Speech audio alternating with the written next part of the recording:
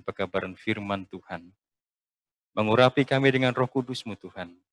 Memberikan hati yang mau mendengar akan firman-Mu, agar pekabaran yang kami terima pada malam hari ini boleh menolong kami untuk semakin dekat dengan Tuhan. Terima kasih Bapa, kami berdoa dalam nama Tuhan Yesus Juru Selamat dan Penebus kami. Amin. Silakan duduk kembali. Baik, selamat malam dan salam sejahtera bagi kita semuanya yang hadir pada malam hari ini, yang sudah hadir di ruangan gereja maupun melalui media Zoom dan juga YouTube Amor TV, juga Good News TV. Bapak Ibu yang terkasih dalam Tuhan, pada malam hari ini kita tiba pada malam kedua dari KKR Surabaya 2 dengan tema pengharapan melewati pandemik COVID-19. Kemarin malam kita sudah mendengar bagaimana pentingnya iman yang kuat yang kita harus letakkan di dalam Kristus sebagai kekuatan dalam pengharapan kita melewati pandemi ini. Bapak Ibu yang terkasih dalam Tuhan, sementara kita berada pada situasi pandemi corona seperti sekarang, tentunya kita melihat bahwa segala sesuatu yang terjadi tidaklah lagi normal. Segala yang terjadi menjadi berubah. Kita tidak lagi dapat berhimpun bersama-sama beribadah di gereja. Kita susah untuk mencari pekerjaan. Ada yang sudah bekerja tapi harus di PHK. Sehingga karena faktor ekonomi yang menyebabkan ada banyak orang yang kemudian mengalami perceraian. Ada juga yang mengalami kasus bunuh diri dan lain sebagainya. Kenapa? Semuanya diakibatkan oleh karena pandemi corona yang terjadi di negara kita dan di seluruh penjuru dunia ini. Yang menjadi pertanyaan bagi kita adalah bagaimana kita dapat melewati pandemi ini dengan baik. Apakah kita masih tetap dapat bertahan? Apakah kita akan dapat melalui pandemi ini sehingga kita akan menjadi pemenang-pemenang nantinya? Judul pembahasan pada malam hari ini adalah buku penuntun kepada pengharapan. Saya percaya bahwa kalau kita mempelajari akan judul ini, kita tahu bahwa ini berbicara tentang Alkitab. Yang menjadi pertanyaan adalah apakah betul bahwa Alkitab itu dapat menolong kita, menuntun kita untuk memiliki pengharapan sehingga iman kita semakin dikuatkan dan kita akan melewati pandemi corona ini. Saya percaya bahwa ketika kita lihat kepada tanda-tanda zaman yang ada, nubuatan Alkitab menyajikan kepada kita bahwa dunia ini terus menuju kepada kemerosotan. Dunia ini menuju kepada kehancuran. Daniel pasal 2 menyatakan itu. Bagaimana kita dapat mengalami atau menghadapi semua tantangan yang ada di depan kita dengan tetap iman kepada Tuhan. Alkitab akan menjadi kekuatan bagi kita, penuntun bagi kita, agar kita dapat melewati semuanya dengan baik. Dan kita akan tiba di surga yang Tuhan sediakan itu. Bapak Ibu yang terkasih dalam Tuhan,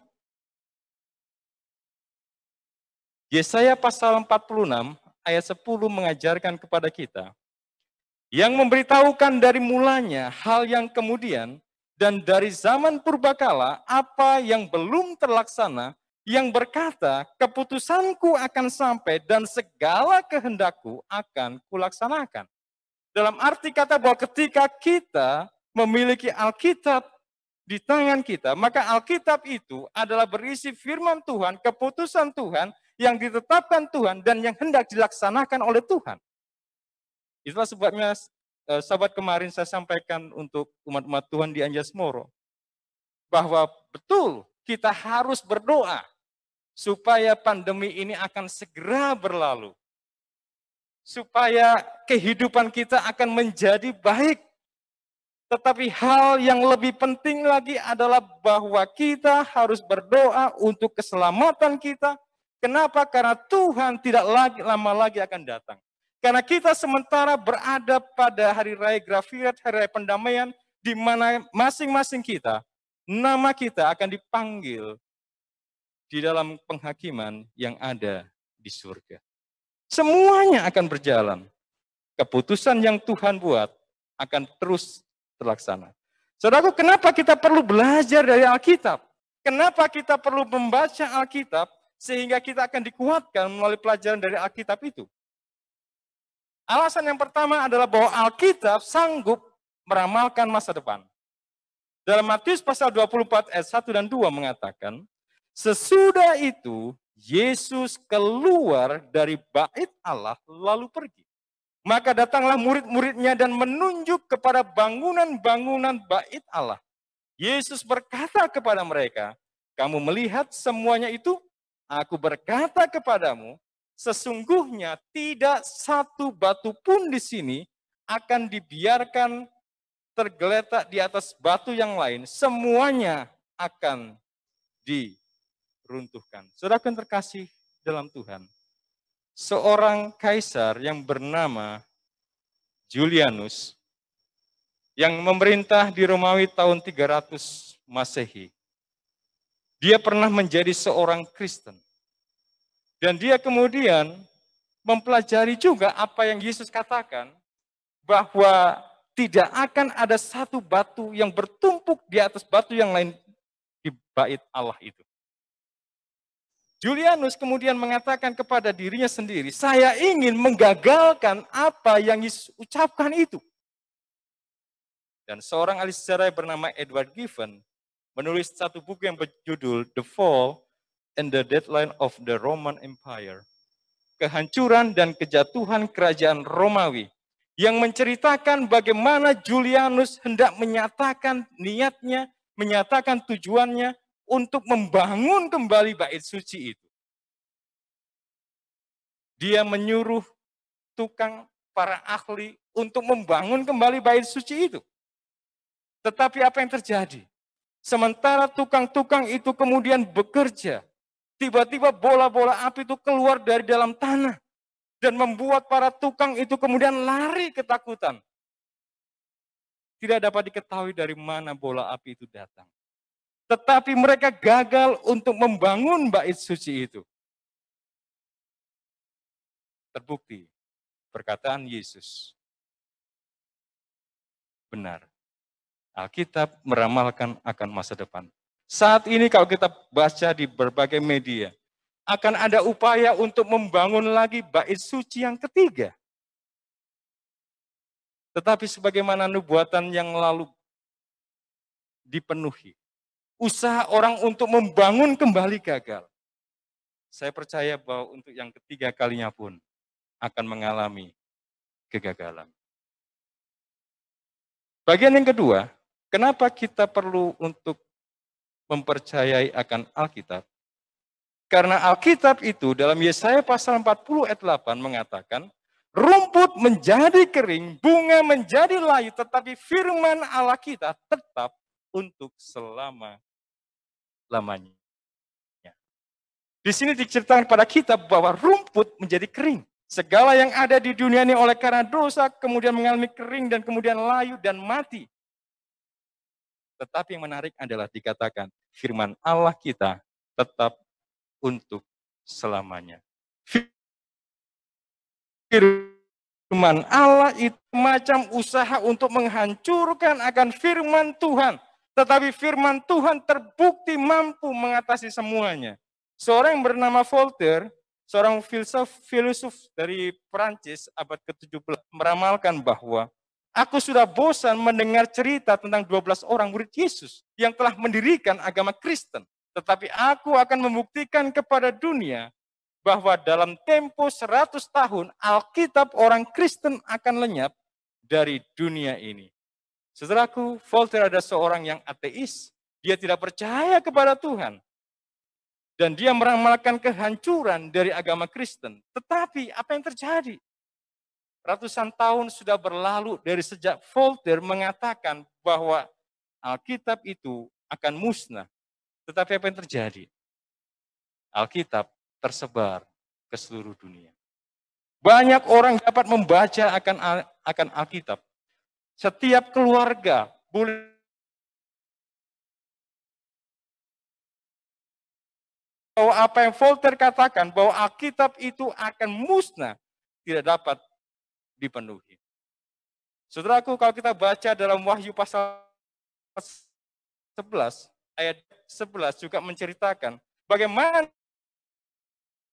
setan berusaha membinasakan akan Alkitab dan disebut sebagai zaman kegelapan. Kenapa? Karena Alkitab tertutup bagi banyak orang pada waktu itu.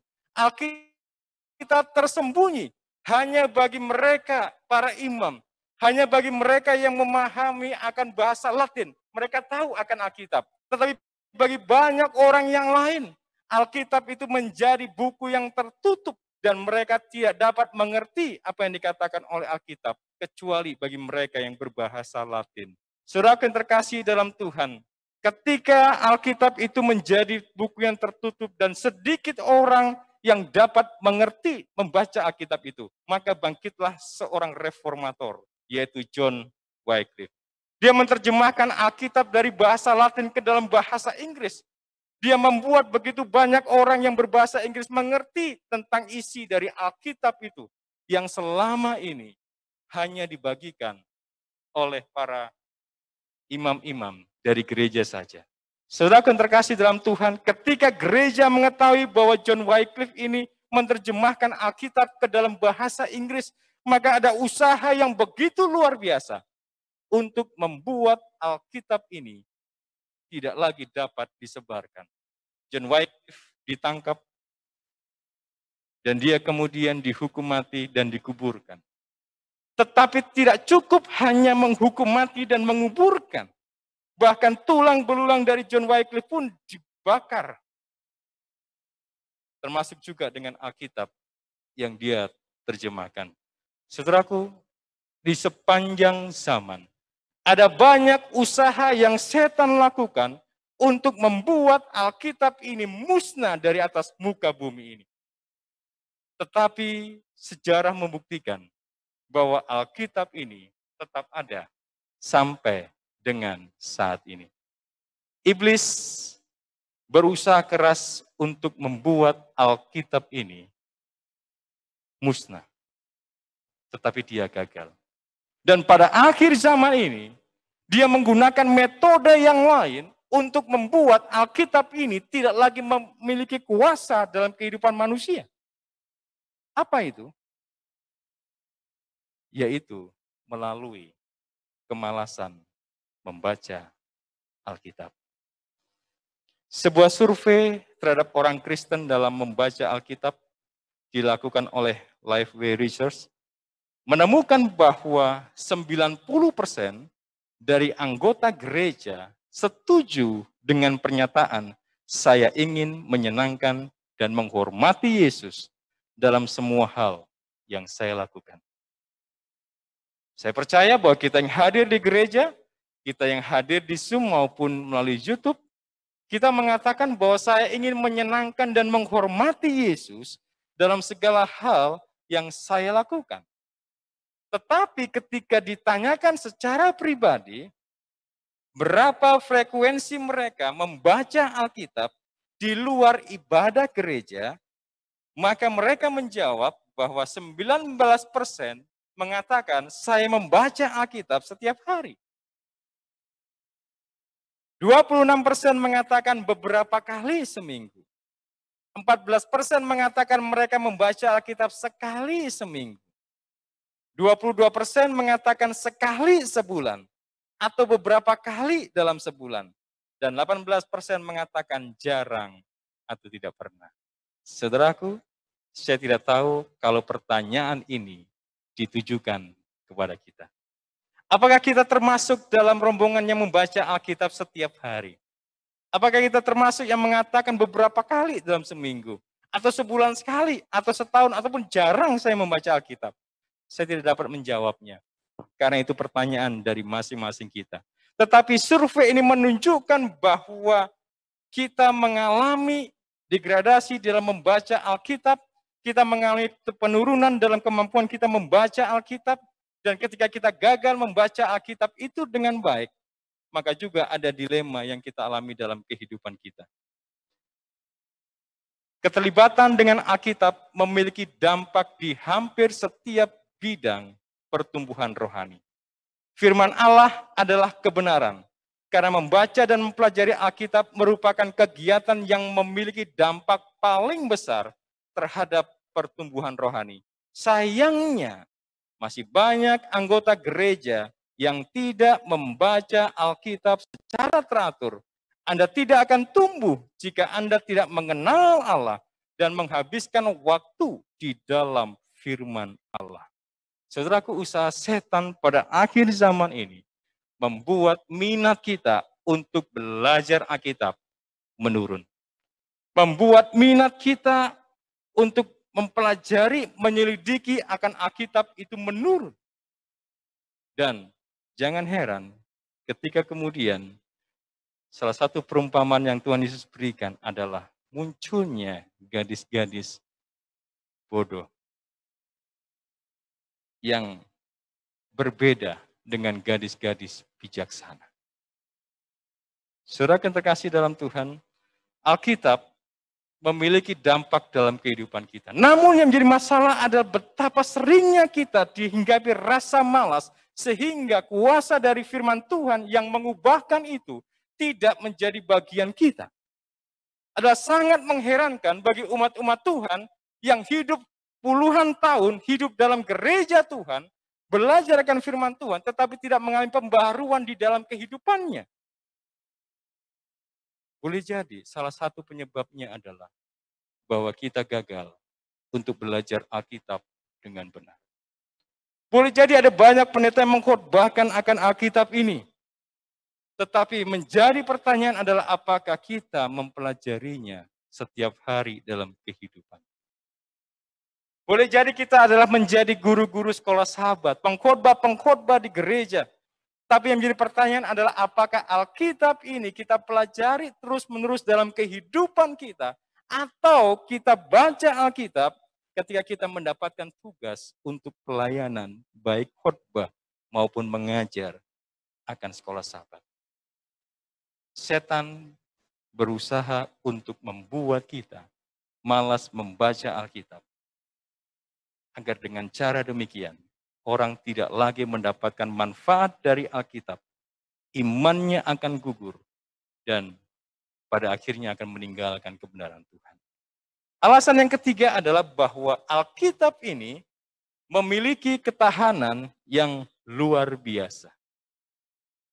Sejarah Rusia dari tahun 1917 sampai 1987, ketika komunisme itu begitu merajalela di Rusia, maka dicatat di sana bahwa di Rusia hanya terdapat 4 juta Alkitab yang diselundupkan ke sana. Tetapi ketika akhir dari 1987, ketika Mikhail Gorbachev membuka pintu, Uni Soviet waktu itu kemudian runtuh, berdirilah negara Rusia dan pecahan-pecahannya. Maka sejarah mencatat bahwa ada jutaan Alkitab, 50 juta Alkitab yang berhasil masuk ke Rusia secara legal. Bukan hanya ilegal, tapi secara legal masuk ke Rusia.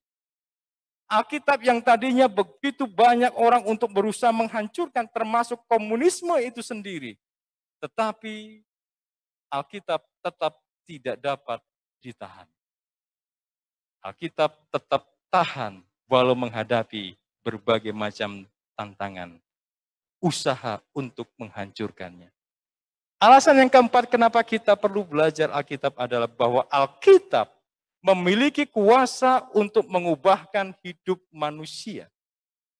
2 Timotius pasal 3 ayat 16 mengatakan segala tulisan yang diilhamkan Allah memang bermanfaat untuk mengajar, untuk menyatakan kesalahan, memperbaiki kelakuan, dan untuk mendidik orang dalam kebenaran. Saudaraku, Alkitab ini bukan sebuah buku biasa. Kenapa? Karena Alkitab ini dikatakan adalah tulisan yang diilhamkan oleh Allah. Dan karena ini adalah tulisan yang diilhamkan oleh Allah, Maka bila mana kita membaca Alkitab ini akan dapat memberikan pelajaran kepada kita. Saya suka menggunakan kata mengajar, karena saya pernah menjadi guru di sekolah. Mengajar adalah sebuah usaha untuk membuat sesuatu atau murid yang tidak tahu menjadi tahu. Itu berbanding terbalik dengan belajar. Ya. Kalau belajar dari muridnya. Tapi mengajar, guru ini menerangkan pada murid supaya murid bisa mengerti. Dan Alkitab berfungsi untuk mengajar kita. Sesungguhnya ada banyak hal yang kita lakukan di dalam kehidupan kita yang tidak tahu apa itu benar, apa itu salah, sehingga ketika kita melakukannya, maka kita sudah melanggar akan hukum Tuhan. Tetapi ketika kita belajar akan Alkitab, maka Alkitab ini mengajarkan kepada kita apa yang kita lakukan, ternyata itu adalah hal yang bertentangan dengan apa yang Tuhan mau. Dan ketika itu terjadi, maka Alkitab itu menyatakan kesalahan kita.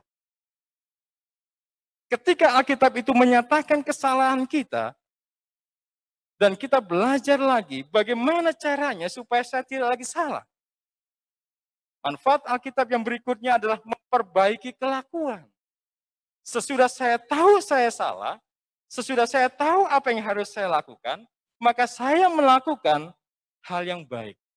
Dan ketika saya sudah melakukan hal yang baik, maka manfaat berikutnya adalah mendidik kita hidup di dalam kebenaran itu sendiri.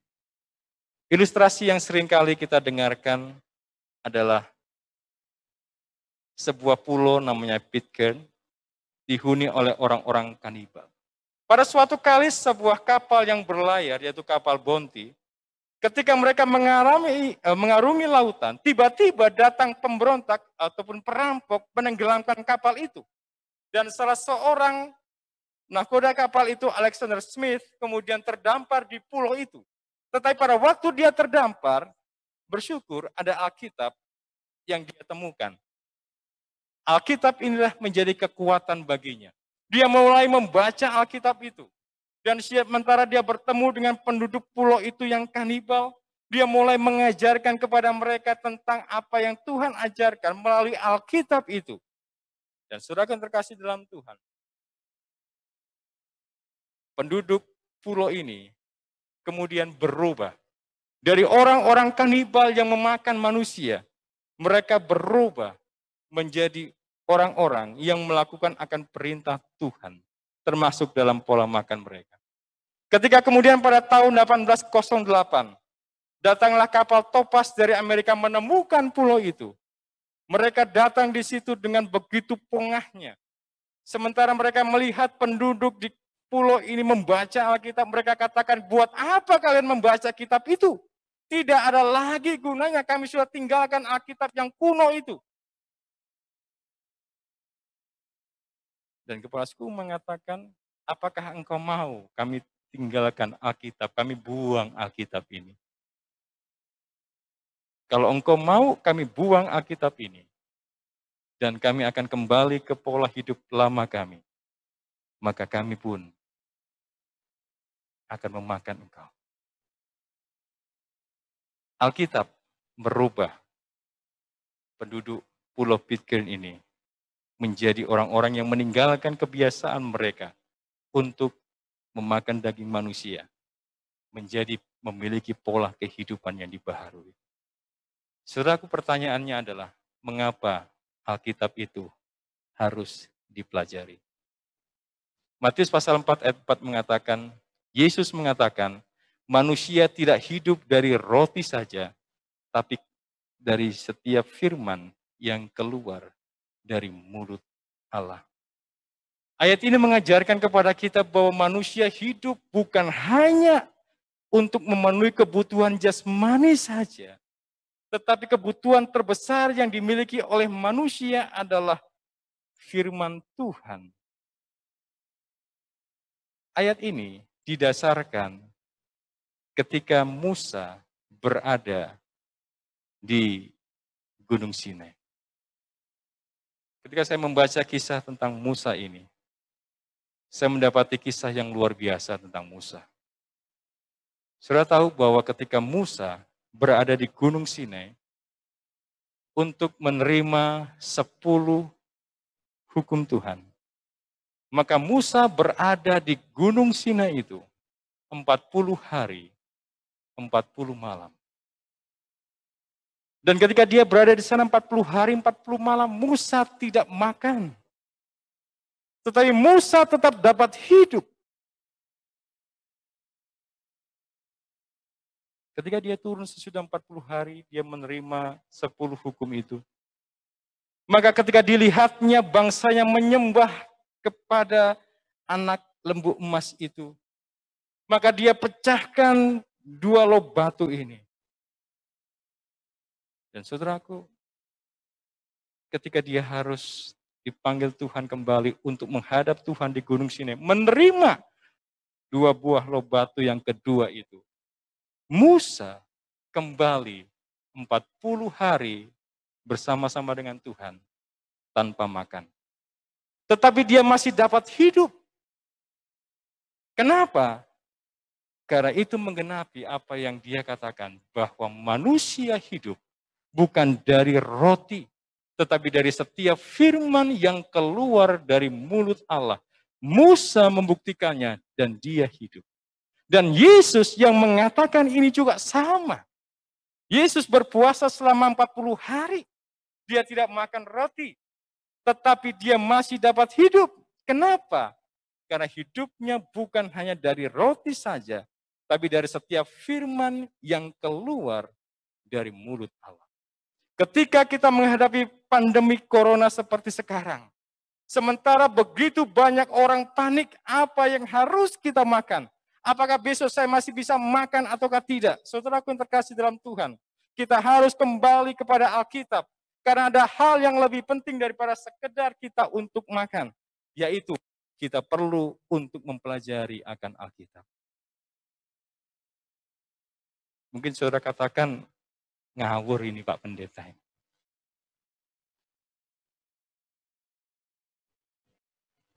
Tetapi bukankah Tuhan mengajarkan kepada kita, carilah dahulu kerajaan surga dan kebenarannya, semuanya akan ditambahkan kepadamu. Apakah saudara percaya akan firman Tuhan ini?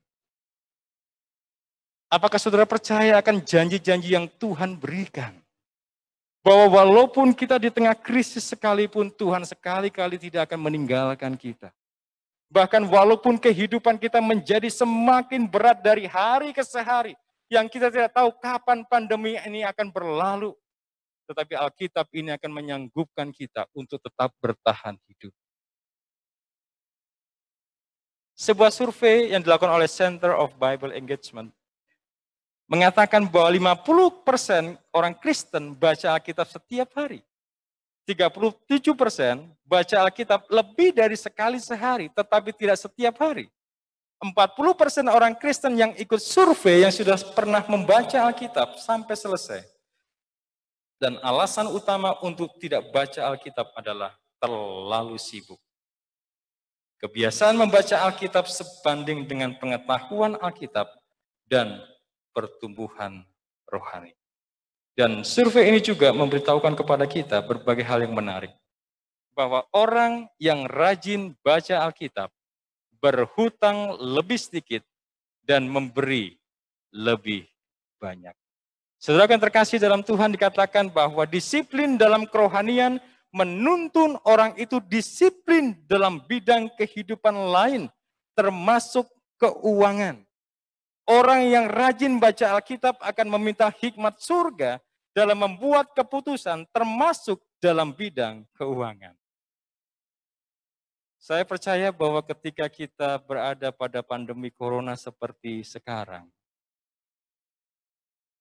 kondisi ekonomi kita boleh jadi tidak lebih baik ataupun terus menurun dibandingkan dengan sebelum pandemi ini ada.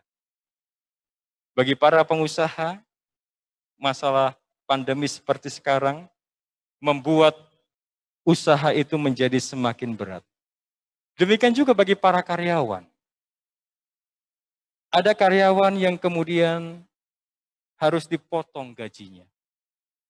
Tetapi yang lain kemudian harus bekerja secara bergiliran dari hari ke hari. Bergantian dengan teman-temannya. Supaya tidak ada PHK di dalamnya. Beban keuangan menjadi begitu berat bagi kita. Tetapi bila mana kita membaca Alkitab, saudara yang terkasih dalam Tuhan, Alkitab menolong kita untuk memahami bahwa di dalam mengatur keuangan kita, kita perlu mencari hikmat ilahi, mencari pertolongan Tuhan, agar kita boleh mengatur keuangan kita dengan baik. Dan itulah sebabnya bahwa ketika kita rajin baca Alkitab, walaupun sedikit yang ada pada kita, dengan pertolongan Tuhan, dikatakan bahwa berhutang lebih sedikit dan memberi lebih banyak. Kemudian dikatakan juga bahwa orang yang rajin membaca Alkitab cenderung 2 kali lebih besar untuk memberi persepuluhan dan bantuan untuk kepentingan gerejani. Dan itu tidak tergantung kepada besarnya pemberian itu atau betapa kayanya seseorang itu, tetapi itu ditentukan oleh tingkat kerohanian dan hubungan dengan Tuhan. Ingat kisah tentang janda yang hanya memberikan sedikit, tetapi Tuhan menganggap bahwa itu pemberian yang sangat besar. Kenapa? Diberikan dari ketiadaan yang dia miliki. Saudara yang terkasih dalam Tuhan, apa yang kita bisa lihat pada malam hari ini adalah bahwa Alkitab ini haruslah menjadi menu rohani sehari-hari. Bukan seperti kue ulang tahun atau kue tahun baru yang hanya dinikmati sekali setahun. Kita begitu senang ketika kita menerima kue ulang tahun. Tetapi saudara yang terkasih dalam kita Tuhan, Alkitab harus kita perlakukan lebih daripada itu semuanya. Firman Allah merupakan gizi rohani untuk pertumbuhan. 1 Petrus 2 ayat 2 mengatakan, dan jadilah sama seperti bayi yang baru lahir, yang selalu ingin akan air susu yang murni dan yang rohani, supaya olehnya kamu bertumbuh dan beroleh keselamatan. Dengan kita membaca Alkitab, maka kita akan dituntun kepada keselamatan. Dan itu yang diajarkan juga dalam 2 Timotius pasal 3, 15. Ingatlah juga bahwa dari kecil engkau sudah mengenal kitab suci yang dapat memberi hikmat kepadamu dan menuntun engkau kepada keselamatan oleh iman kepada Kristus Yesus. Saudaraku, ketika kita baca Alkitab, Alkitab akan memberikan hikmat kepada kita dan menuntun kita kepada keselamatan oleh iman kepada Kristus Yesus. Sebagaimana pelajaran kemarin, bukankah ketika kita memiliki iman yang kuat itu,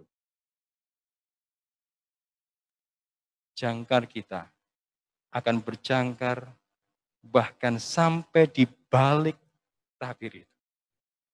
Sementara nama kita akan dipanggil di dalam penghakiman di surga. Ketika kita memiliki iman dalam Tuhan. Wahyu 14 ayat 12.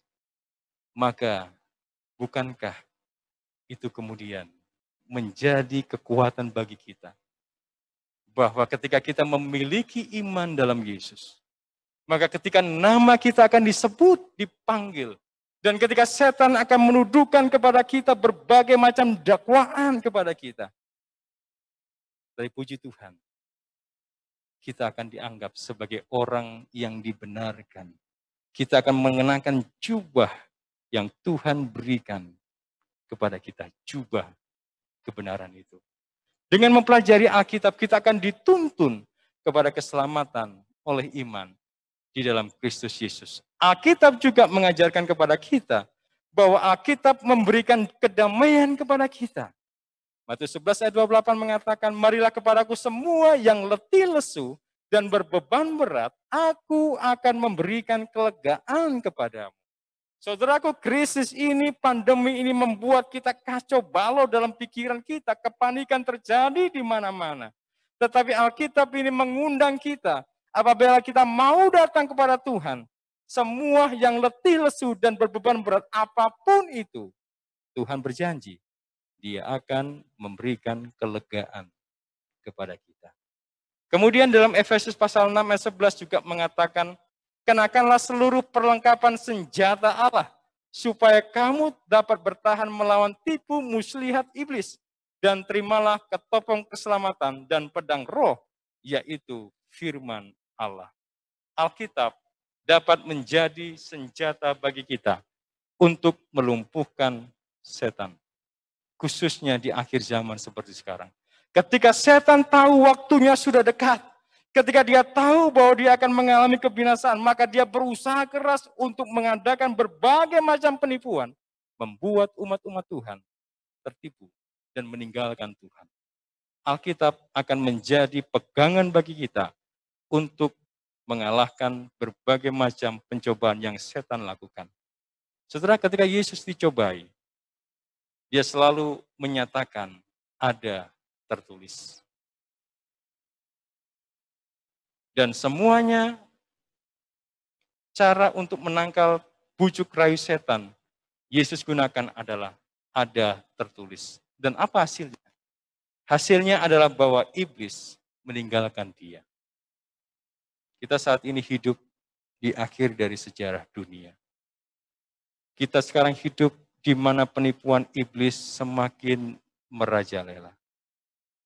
Bahkan firman Tuhan mengatakan, sekiranya mungkin akan membuat umat-umat Tuhan akan meninggalkan Tuhan. Kita lebih memerlukan Alkitab ini daripada waktu-waktu sebelumnya. Apabila kita gagal untuk mempelajari akan firman Tuhan ini, maka kita akan mengalami kegagalan di dalam mengalahkan iblis. Dan kita akan tertipu, kita akan tersesat, dan kita akan menjadi orang-orang yang meninggalkan Tuhan. Saudaraku, jika Yesus butuh senjata firman untuk melawan pencobaan, kita lebih lagi membutuhkan Alkitab untuk melawan pencobaan.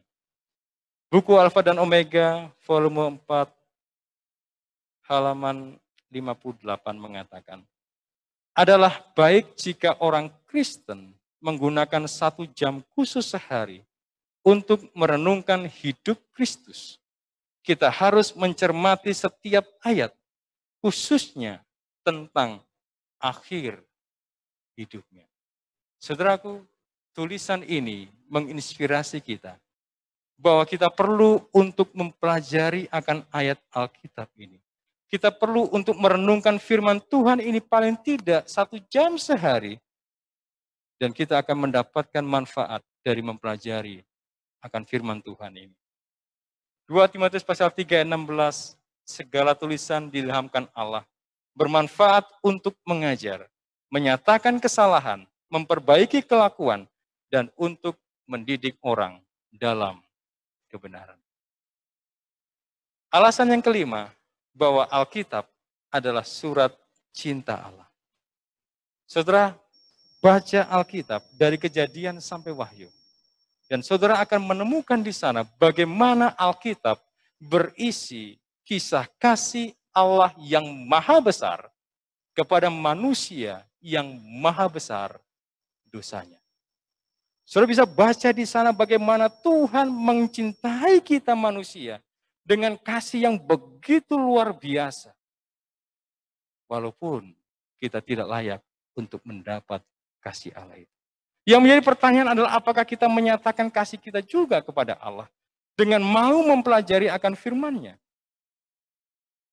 J.N. Andrews, misionaris pertama dari gereja Advent yang dikirim ke Eropa, adalah seorang yang mencintai Alkitab. Dia menghafalkan Alkitab dari kitab Matius pasal 1 ayat 1 sampai Wahyu pasal 22 di luar kepala. Luar biasa saudara-saudara. Martin Luther, ketika sementara dia berjuang untuk menegakkan atau mengadakan reformasi, dan dia ancam dengan berbagai macam ancaman dari gereja waktu itu. Tetapi itu tidak membuat dia kemudian kehilangan minatnya terhadap bacaan Alkitab. Bahkan dicatat bahwa dia membaca Alkitab 2-3 jam setiap hari. dan dia tidak takut walau diancam oleh gereja. Dia mendapat kekuatan dari mempelajari akan firman Tuhan. Saudaraku, Alkitab adalah makanan rohani kita. Inilah senjata rohani kita. Surat cinta yang datangnya dari Tuhan untuk Anda dan juga untuk saya, yang akan menuntun kita kepada pengharapan bahwa kita akan dapat melewati ini semuanya. Kita akan ada di surga pada waktu Tuhan datang yang kedua kali. Dua ayat yang terakhir, Lukas pasal 11 ayat 28 mengatakan, tetapi ia berkata yang berbahagia ialah mereka yang mendengarkan firman Allah dan yang memeliharanya. Kemudian Wahyu 1 ayat 3 mengatakan, berbahagialah ia yang membacakan dan mereka yang mendengarkan kata-kata nubuat ini dan yang menuruti apa yang ada tertulis di dalamnya, sebab waktunya sudah dekat. Saya ingin mengakhiri dengan sebuah kisah yang kami alami. Ketika setiap Senin malam kami melayani di sebuah KPA. Dan kami membahas mengenai kitab Wahyu ini. Ketika kita tiba dalam Wahyu pasal 1 ayat 3. Dan saya menceritakan bagaimana manfaat bagi orang yang membaca Alkitab, bahwa orang yang membaca Alkitab disebut berbahagia. Tetapi bukan hanya mereka yang membaca, mereka yang mendengarkan. Bukan hanya mereka yang mendengarkan, tetapi yang lebih adalah mereka yang melakukan apa yang tertulis di dalamnya. Seorang ibu datang kepada saya. Dan kemudian katakan, Pak Pendeta, saya bersyukur bahwa ketika Senin yang lalu, Pak Pendeta sampaikan tentang kebahagiaan dalam membaca, mendengar, dan melakukan apa yang tertulis dalam Alkitab. Puji Tuhan, suami saya sekarang mau baca Alkitab. Suami ibu ini bukanlah seorang yang percaya kepada Tuhan. Suami ibu ini adalah seorang yang cuek terhadap Tuhan. Bahkan ketika belajar Alkitab sementara kami mengadakan KPA di rumahnya, Bapak ini cuek. Tidak peduli terhadap firman Tuhan. Tetapi bersyukur bahwa ketika beliau mendengarkan pekabaran Wahyu 1 ayat 3 ini, bahwa orang kalau mau berbahagia, dia harus membaca Alkitab, mendengar dan melakukan apa yang tertulis di dalamnya. Maka Bapak ini berubah dari sejak saat itu. Dia menjadi seorang yang mau belajar Alkitab. Walaupun saya tidak tahu bagaimana akhirnya, apakah beliau menerima akan firman Tuhan, kebenaran Tuhan secara utuh ataukah tidak, karena kami dipindahkan pada waktu itu. Tetapi saya bersyukur bahwa beliau mengalami satu perubahan dalam kehidupannya dan mau membaca akan Alkitab. Pada malam hari ini, Bapak Ibu yang terkasih di dalam Tuhan, dunia sedang menuju kepada krisis. Dunia sedang menuju kepada kehancuran. Kalaupun wabah corona ini akan berlalu, tidak ada satupun orang yang dapat menggaransi apakah 2021 tidak ada virus yang lain. Tidak ada orang yang dapat menggaransi apakah kehidupan di tahun depan dan tahun-tahun yang akan datang, kehidupan akan menjadi semakin baik. Tetapi malam hari ini, ada garansi yang Tuhan berikan kepada kita. Kita akan diberikan kekuatan menghadapi semuanya. Kita akan diberikan pengharapan, kita akan melewati semuanya dan menjadi pemenang-pemenang. Bila mana kita mau mempelajari firman Tuhan ini. Malam hari ini, adakah di antara kita yang rindu untuk menjadikan Alkitab ini sebagai penuntun bagi kita melewati pandemi ini dan menjadi pemenang? Adakah di antara kita yang rindu untuk menjadikan Alkitab penuntun kehidupan kita agar kita boleh mampu bertahan menghadapi krisis yang terbesar sekalipun, dan kita akan menjadi pemenang? Apakah kita mau mempelajari Alkitab? Apakah kita mau menuruti apa yang tertulis di dalamnya yang akan dapat menolong kita untuk kita boleh memiliki tabiat yang terus diubahkan, dan kita akan menjadi sempurna sama seperti Bapa di surga adalah sempurna, dan kita akan menerima mahkota kehidupan yang Tuhan sediakan. Saya rindu biarlah kita boleh mengambil keputusan untuk mau percaya kepada Alkitab, menerima Alkitab, dan melakukan apa yang tertulis di dalamnya, agar berkat yang Tuhan janjikan, sukacita yang Tuhan janjikan, akan boleh menjadi bagian kita, dan kita akan terus bertahan sampai Tuhan datang. Kita akan diangkat di awan-awan dan masuk ke dalam kerajaan surga. Mari kita bersatu di dalam doa. Bapa di surga, kami datang kepadamu malam hari ini dengan segala kekurangan yang ada pada kami. Namun kami percaya firman Tuhan yang sudah kami pelajari pada malam hari ini boleh menolong kami, menguatkan kami, memanggil kami untuk rajin di dalam membaca Alkitab. Karena kami sadar Tuhan tidak ada pengharapan yang lain. Tidak ada buku yang lain yang dapat menuntun kami kepada kehidupan yang lebih baik. Lebih daripada apa yang Alkitab ajarkan kepada kami. Bapa di surga, ampuni kami. Kalau selama ini kami masih malas untuk mempelajari akan firman. Ampuni kami Tuhan, bila selama ini kami lalai dalam belajar akan firman Tuhan. Sehingga kuasa menyucikan dari firman Tuhan itu tidak menjadi bagian dalam hidup kami. Sehingga tabiat kami masih menjadi manusia yang lama Tuhan. Ampuni kami. Tolong kami Tuhan. Agar kami menjadi manusia yang dibaharui. Tolong kami Tuhan, agar kami boleh rajin dalam belajar firman-Mu. Tolong kami Tuhan, agar kehidupan kami diubahkan oleh firman Tuhan. Kami boleh menjadi manusia-manusia yang lebih baik.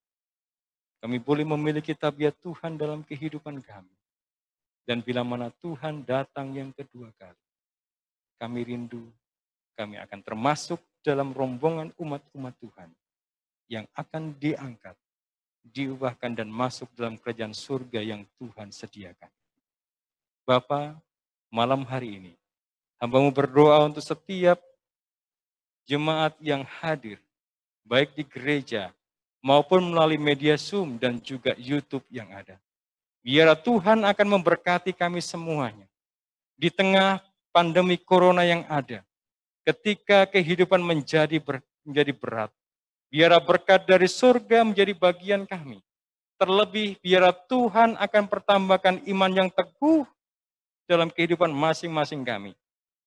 Agar apapun boleh terjadi di sekitar kami, tetapi sekali-kali tidak akan dapat memisahkan kami dari kasih Kristus. Terima kasih ya Tuhan, berkati usaha tangan kami mencari nafkah. Berkati dalam kehidupan rumah tangga kami, agar rumah tangga kami akan boleh menjadi rumah tangga yang ada suasana surga di dalamnya, agar rumah tangga kami diwarnai sukacita, dan kami boleh senantiasa memuliakan nama-Mu. Terima kasih ya Bapa, terpujilah nama-Mu, yang persembahkan doa kami dalam nama Tuhan Yesus, Juru Selamat dan Penebus kami. Amin.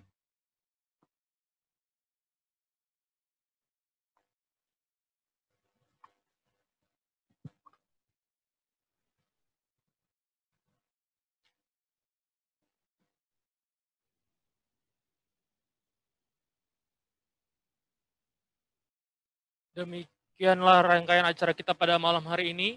Kami ucapkan terima kasih kepada Pendeta Otisinus yang telah menyampaikan firman Tuhan pada malam yang kedua. Kami ucapkan juga terima kasih kepada Amor TV dan Good News TV yang telah memfasilitasi pertemuan ini secara online. Dan terlebih lagi kami ucapkan terima kasih kepada Bapak Ibu Saudara-saudari sekalian yang telah menghadiri pertemuan KKR pada malam yang kedua secara offline maupun online. Dan kami tetap mengundang Bapak Ibu Saudara-saudari sekalian semua untuk bergabung lagi besok hari pada jam yang sama pukul 19 waktu Indonesia Barat dengan menggunakan link Zoom yang sama. Apabila Bapak Ibu Saudara-saudari ingin menggunakan Facebook, boleh dibuka Good News Broadcasting, dan apabila ingin menggunakan YouTube, boleh dibuka channel Amor TV untuk mengikuti ibadah online bersama pada besok malam. Pada besok malam, pertemuan malam yang ketiga, kita akan mendengarkan pekebaran firman Tuhan yang akan disampaikan oleh Pendeta Daniel Siswanto dengan judul Diselamatkan oleh Pengharapan. Marilah kita menghadiri pertemuan besok malam agar kita melihat bahwa pengharapan kita sungguh nyata dan kita akan diselamatkan kelak ketika Yesus datang yang kedua kali.